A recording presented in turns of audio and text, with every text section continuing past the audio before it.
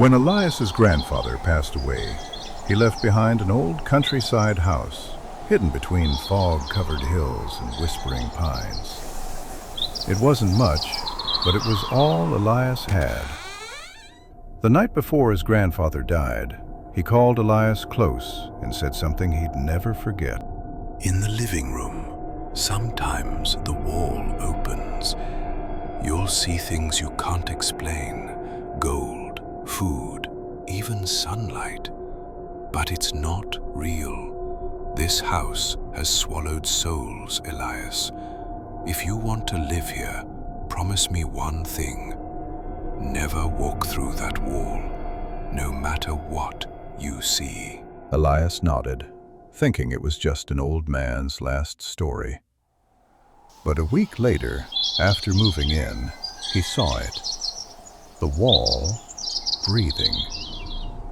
At first he thought it was the light flickering, but then the surface began to ripple, like the house itself was alive.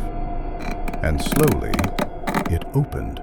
Behind it was a valley, green hills, bright skies, gold coins scattered like stars, and the smell of fresh bread. He froze. It was beautiful, but wrong. The colors too bright, the air too still. Then the wall closed, like nothing had happened. He never told anyone, not yet. Months later, Elias married Lina, kind, curious, and a little reckless. He told her the story one evening sitting beside the fire. She laughed.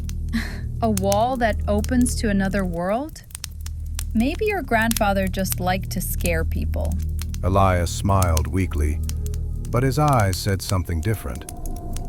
A few days later, Elias left for town to buy supplies. That was the last ordinary day the house ever saw. While he was gone, Lina heard a low hum from the living room. She turned and saw it. The wall was opening. Light poured through the cracks until the whole room glowed gold. Behind it, piles of diamonds, coins, and jeweled cups glittering like stars. Her eyes widened. Elias, you never told me it was this real. She ran to the shed, grabbed a stick, and reached toward the treasure. But it was just a little too far. The light seemed to move away as she leaned closer. The wind from the gate felt warm, inviting. She took one more step and crossed the threshold. The wall shivered once and closed. Hours later, Elias returned, humming softly, arms full of groceries. The front door was open. Lina! He called. No answer. He stepped inside. The air was heavy, still. Then he saw it. The wall looked normal, except for one thing. A torn piece of fabric. His wife's dress, hanging from the stone. He walked closer, touched it. It was warm.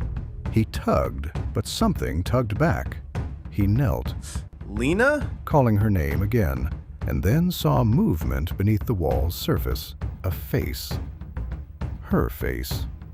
Eyes wide, mouth open. The light inside flickered once more, and she was gone. They say Elias lost his mind after that. Neighbors found him weeks later, sitting by the wall every night, whispering softly to the stones, waiting for it to open again. Some nights it does. And if you walk close enough, you might hear two voices, one calling, one answering, from somewhere just beyond the wall. Temptation doesn't always knock on your door. Sometimes it builds one inside your heart.